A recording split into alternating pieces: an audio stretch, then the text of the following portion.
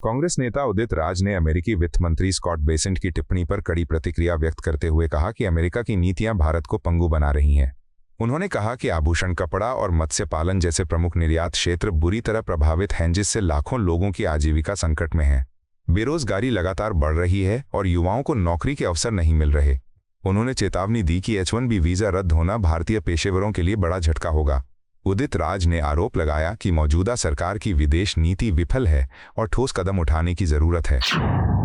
America Bharat को बहुत ज्यादा पेनलाइज कर रहा है और जिस तरह से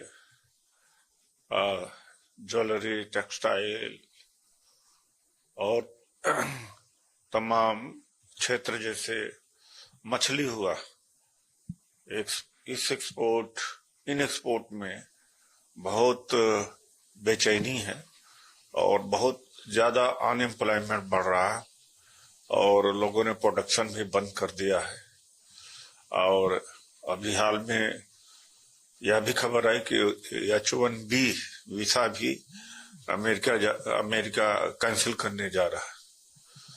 तो जितना अधिक कड़ाई अमेरिका भारत के साथ कर सकता है, करता आ रहा है।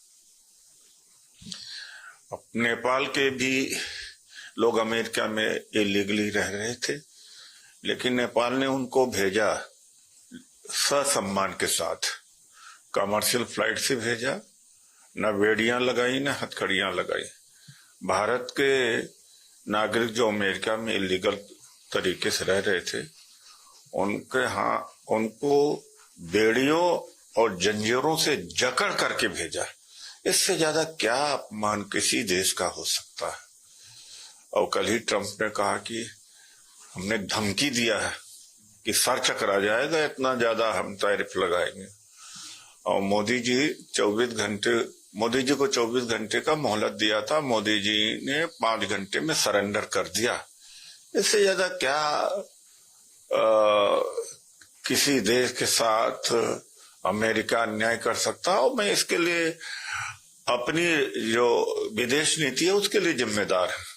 मोदी जी जहां जाते हैं विदेश नीति से कोई लेना देना नहीं, मोदी कराते हैं। एम्बेसी के लोगों से कह करके भीड़ जुटाते हैं और तो दूसरे देश को लोग सोचते हैं भाई कैसा प्राइम मिनिस्टर, वह भारत में भी राजनीति करता है और विदेश की धरती में आके राजनीति करता। तो फॉरेन पॉलिसी इस तरह से बर्बाद हो गई, सत्यानाश हो चुका। तो अमेरिका की तरफ से जो भी स्टेटमेंट आ रहा है, लेकिन प्रैक्टिकली ग्राउंड में क्या है देखने की बात है।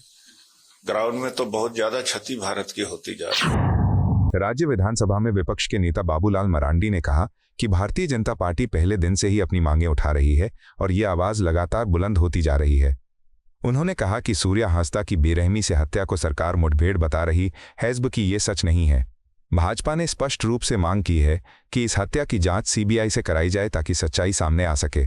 मरांडी ने कहा कि ये सिर्फ सूर्या हांसदा के परिवार की मांग नहीं बल्कि पूरे झारखंड की जनता की न्याय की पुकार है। पहला दिन से ही हम सब लोग मांग कर रहे हैं और मांग लगातार जुड़ते जा रही है। पहला दिन ही हम सब ने मांग की थी कि भाई सूर्या हांसदा की जिस प्रकार से बेरहमी से उनकी हत्या कर दी गई और सरकार उसको इनकाउंटर बता रही है। और इसीलिए भारतीय जनता पार्टी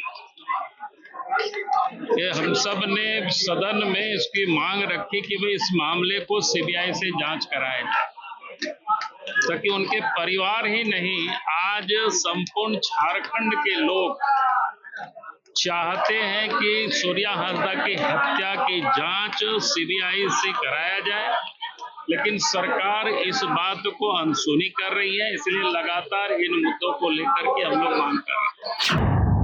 भाजपा नेता मुख्तार अब्बास नकवी ने RS शताब्दी समारोह में संघ प्रमुख मोहन भागवत के संबोधन पर प्रतिक्रिया व्यक्त करते हुए कहा कि उनका भाषण देखने, सुनने और समझने लायक है।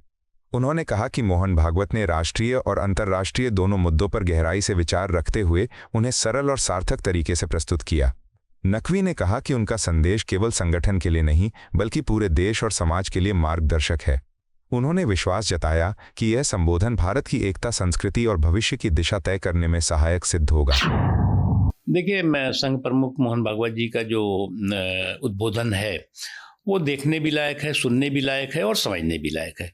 उन्होंने जो है वो राष्ट्रीय मुद्दों पे, समाज के सभी पहलुओं को और साथ ही साथ अंतर्राष्ट्रीय और राष्ट्रीय पहलुओं को बहुत ही सरल और बहुत ही सार्थक ढंग से रखा है। और मैं मानता हूं कि जो लोग संघ को लेकर के अलग अलग तरह का कन्फ्यूज़न क्रिएट करने की कोशिश करते हैं, कंट्राडिक्शन करने की कोशिश करते हैं, उनको ज़रूर इस चीज़ को देखना चाहिए कि संघ की जो सोच है राष्ट्र निर्माण के प्रति, समावेशी समाज के प्रति, सर्वधर्म समभाव के प्रति, एक भारत श्रेष्ठ भारत के प्रति, अनेकता में एकता के प्रति जो है वो सारी चीजें इसमें दिखाई पड़ती हैं। बिहार के उप मुख्यमंत्री सम्राट चौधरी ने कहा कि कांग्रेस और राजद कार्यकर्ताओं द्वारा प्रधानमंत्री नरेंद्र मोदी के खिलाफ अभद्र भाषा का इस्तेमाल लोकतंत्र के लिए शर्मनाक दिन है। उन्होंने कहा कि ऐसी भाषा समाज में नफरत फैलाती है और यही राजद का चरित्र रहा है, जिसमें अब कांग्रेस भी शामिल हो गई है। सम्राट चौधरी ने जोर देते हुए कहा कि कांग्रेस के सदस्य ये समझने में नाकाम रहे हैं कि ये कोई राजतंत्र नहीं बल्कि लोकतंत्र है। जनता सब कुछ देख रही है और सही समय पर जवाब देगी। उन्होंने कहा कि लोकतंत्र में मर्यादा और संयम बनाए रखना आवश्यक है। लोकतंत्र में जिस तरह कांग्रेस पार्टी और राष्ट्रीय जनता दल के कार्यकर्ताओं ने आदरणीय प्रधानमंत्री नरेंद्र मोदी जी को अपशब्द कहा, ये लोकतंत्र के लिए शर्मसार करने वाला दिन है। समाज में द्वेष पैदा करने वाला इन लोगों का भाषा है। राष्ट्रीय जनता दल का ये चरित्र रहा है और कांग्रेस पार्टी इससे उबर नहीं पा रही है कि कांग्रेस के लोग ये सोचते हैं कि ये लोकतंत्र नहीं राजतंत्र है, और राजतंत्र नहीं है, जनता का तंत्र है।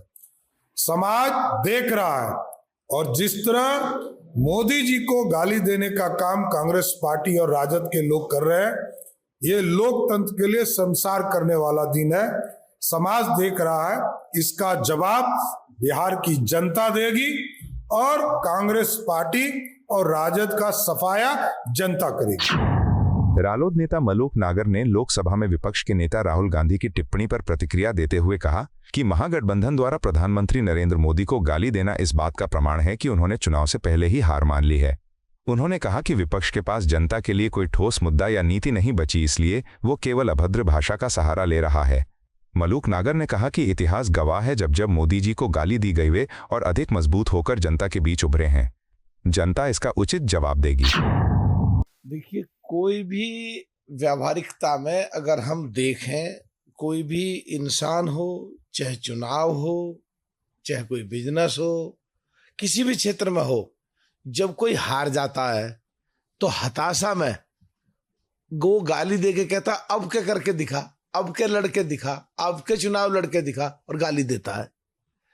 तो उनका गाली देने का मतलब महागठबंधन का जो मोदी जी को दे रहे हैं वो अपने आप में स्वीकृति है कि चुनाव से पहले ही वो हताशा में हार मान चुके, और अब से पहले पिछले इतिहास में जब जब मोदी जी को गाली दी है तब तब मोदी जी ताकतवर होके उभरे हैं। ये पहचान है बिहार की। आज में स्टालिन को लाना, जो हमेशा हिंदुओं के खिलाफ, गौ माता के खिलाफ, हिंदी भाषा के खिलाफ, सनातन धर्म के खिलाफ बोलते हैं, और ऐसी गालियां जो मां को संबोधित करके गालियां दी जा रही हैं, वो क्लियर कट है कि उनकी हार तय है, और वो हताशा में बिल्कुल एकदम हारे हुए, थके हुए आदमी की तरह व्यवहार कर रहे हैं। और आने वाले समय में कानूनी प्रक्रिया को ध्यान में रख कर के भी, संवैधानिक पदों को ध्यान में रख के भी, किसी भी व्यक्ति को गालियां देने के पहले सोचना चाहिए कि उनके खिलाफ संविधान के अनुसार क्या क्या हो सकता है। केंद्रीय मंत्री नित्यानंद राय ने मतदाता अधिकार यात्रा के दौरान कहा कि तमिलनाडु के मुख्यमंत्री एम.के. स्टालिन, तेलंगाना के मुख्यमंत्री रेवंत रेड्डी और कांग्रेस के अन्य नेताओं ने बार बार बिहार और बिहारियों के डीएनए पर सवाल उठाए हैं। उन्होंने कहा कि इस तरह के बयान न केवल अपमानजनक हैं बल्कि बिहार के गौरव और गरिमा को ठेस पहुंचाने वाले हैं। नित्यानंद राय ने चेतावनी दी कि बिहार की जनता सब कुछ खुली आंखों से देख रही है और सही समय आने पर ऐसे नेताओं को सबक सिखाएगी। उन्होंने कहा कि बिहारियों का सम्मान किसी कीमत पर आहत नहीं किया जाएगा। स्टालिन, कांग्रेस के नेता, रेवंत रेड्डी जी कांग्रेस के नेता, मुख्यमंत्री, और इस प्रकार के दर्जनों नेता द्वारा बिहार और बिहारियों के डीएनए पे सवाल उठाते रहे हैं, बिहार और बिहारियों को अपमानित करते रहे हैं, बिहार की भावनाओं को चोट पहुंचाते रहे हैं। ऐसे लोगों को लाकर तेजस्वी जी और राहुल जी बिहार के लोगों को आप अपमानित कर रहे हैं, बिहार के मान सम्मान को आप चोट पहुंचा रहे हैं और बिहार की जनता आंख खोलकर देख रही है, समय पर आपको सबक सिखा देगा। लोकसभा में विपक्ष के नेता राहुल गांधी ने कहा कि कर्नाटक में सबूत पेश किए गए हैं जिनसे स्पष्ट होता है कि भाजपा ने धोखाधड़ी की है। उन्होंने कहा कि पहले उन्होंने भाजपा और चुनाव आयोग पर चोरी का आरोप नहीं लगाया था, लेकिन सबूत सामने आने के बाद ये कहना पड़ा। राहुल गांधी ने भाजपा सांसदों को चेतावनी देते हुए कहा कि अब तक केवल कर्नाटक के सबूत दिए गए हैं, आने वाले दिनों में लोकसभा, हरियाणा और अन्य राज्यों के भी सबूत पेश किए जाएंगे। उन्होंने कहा कि यह साबित होगा कि भाजपा और आरएसएस वोट चुराकर चुनाव जीतते हैं। कर्नाटक में हमने सबूत देके दिखाया है कि बीजेपी ने चोरी की है। उससे पहले मैंने नहीं बोला कि बीजेपी और इलेक्शन कमीशन चोरी कर रहे हैं, मगर सबूत के बाद मैंने बोला है। और अब मैं आपको बताना चाहता हूं, और अच्छी तरह बीजेपी के लोग जो ज्यादा चिल्ला रहे हैं ना, आप अच्छी तरह सुन लो। हमने अभी सिर्फ कर्नाटक का सबूत दिया है, हम आने वाले समय में लोकसभा का सबूत देंगे, हरियाणा का सबूत देंगे, बाकी प्रदेशों का सबूत देंगे और यह साबित कर देंगे कि बीजेपी आरएसएस वोट चोरी कर कर चुनाव जीतती है। तेजस्वी यादव ने मतदाता अधिकार यात्रा को संबोधित करते हुए कहा कि लोकतंत्र की जन्मभूमि बिहार है और यही वो जगह है जहां भाजपा और उसका सह प्रायोजक चुनाव आयोग लोकतंत्र को नष्ट करना चाहते हैं। उन्होंने कहा कि ये केवल आपके मतदाता अधिकारों पर हमला नहीं है बल्कि आपके अस्तित्व पर भी सीधा वार है। तेजस्वी यादव ने आरोप लगाया कि भाजपा सत्ता में बने रहने के लिए किसी भी हद तक जा सकती है। उन्होंने जनता से आह्वान किया कि वे लोकतंत्र और अपने अधिकारों की रक्षा के लिए एकजुट होकर इस लड़ाई को मजबूती से लड़ें। आप सब लोग जान रहे हैं, जैसे पूर्व में वक्ताओं ने कहा कि लोकतंत्र की जो जननी जो बिहार है, वहीं से भाजपा और उसकी सहयोगी इलेक्शन कमीशन लोकतंत्र को खत्म करना चाह रहे हैं। आपके अधिकार को ही नहीं बल्कि आपके अस्तित्व को वो समाप्त करना चाहते हैं। लालू जी, लोहिया जी हर बार कहते हैं, हमेशा से कहते रहे, वोट का राज मतलब छोट का राज। और ये ताकत आपको बाबा साहब ने संविधान में दिया है। आपके वोट की जो शक्ति है, जो ताकत है, वो आप लोग अंदाजा नहीं लगा सकते कितनी बड़ी ताकत आप लोगों को बाबा साहब ने देने का काम किया है। इसी ताकत से जनता जो है वो मालिक है और हम सब लोग जो है उसके सेवक हैं। आम आदमी पार्टी के राष्ट्रीय संयोजक अरविंद केजरीवाल ने प्रेस कॉन्फ्रेंस में प्रधानमंत्री मोदी पर हमला करते हुए कहा कि सरकार के हालिया फैसले किसानों को बर्बाद करने वाले हैं। उन्होंने कहा कि 90% किसानों को इन नीतियों की जानकारी तक नहीं है और कपास पर 11% आयात शुल्क हटाने से भारतीय किसान संकट में पड़ जाएंगे। अब 40 दिनों तक अमेरिकी कपास बिना शुल्क के आएगा, जिससे उनका माल नहीं बिक पाएगा। विदेश नीति पर केजरीवाल ने कहा कि ट्रंप कायर हैं पर मोदी चुप हैं। अगर ट्रंप ने 50% टैरिफ लगाया तो हमें 100% लगाना चाहिए था। आज हमारा देश दो तरफ से मार खा रहा है।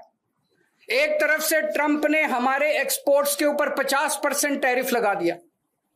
एज अ रिजल्ट हमारी जितनी डोमेस्टिक इंडस्ट्री थी वो सारी इंडस्ट्री बंद होने के कगार पे है, क्योंकि उनका सारा एक्सपोर्ट बंद हो गया है।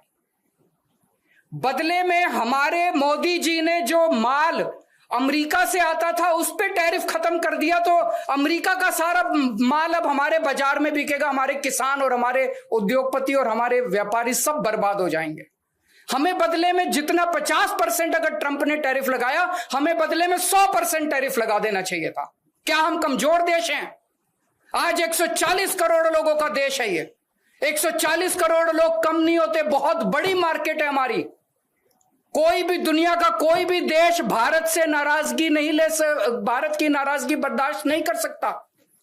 दुनिया का हर देश भारत में अपना माल बेचने के लिए बेताब है। अगर हम हिम्मत दिखाते, ट्रंप को हमारे सामने झुकना पड़ता, लेकिन मोदी जी ट्रंप के सामने झुके हैं। आज पूरा देश जानना चाहता है मोदी जी आप क्यों झुके हुए हैं। ये ना केवल हमारे रोजगार का मुद्दा है, ये ना केवल हमारे उद्योग का मुद्दा है, ये भारत के सम्मान का मुद्दा है। 140 करोड़ लोग मोदी जी के साथ खड़े हैं। आप हिम्मत दिखाइए, हम आपके साथ खड़े हैं। 140 करोड़ लोग आपके साथ खड़े हैं। क्या कारण है आज मोदी जी के झुकने का? लोग तरह तरह की बातें कर रहे हैं, अफवाहें फैल रही हैं।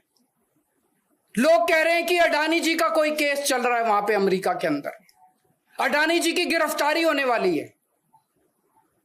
लोग कह रहे हैं कि मोदी जी और अडानी का बहुत अच्छा गहरा रिश्ता और मोदी जी अडानी को बचाने के लिए पूरे देश को दांव पे लगा रहे हैं। मुझे नहीं पता, पर अगर यह सच है तो ये देश के साथ बहुत बड़ा धोखा है, देश के किसानों के साथ बहुत बड़ा धोखा है, देश के उद्योगपतियों के साथ बहुत बड़ा धोखा है, 140 करोड़ लोगों के साथ बहुत बड़ा धोखा है। आज हम इस मंच के जरिए मांग करते हैं मोदी जी से, मोदी जी ये कपास का जो ऑर्डर है 11% विड्रॉ करने वाला, इसको तुरंत प्रभाव से इस आदेश को विड्रॉ किया जाए और कपास अमेरिका से आने वाली कपास के ऊपर फिर से 11% ड्यूटी लगाई जाए। आपको यह वीडियो पसंद आया हो तो इसे लाइक करें, हमारे चैनल को सब्सक्राइब करें।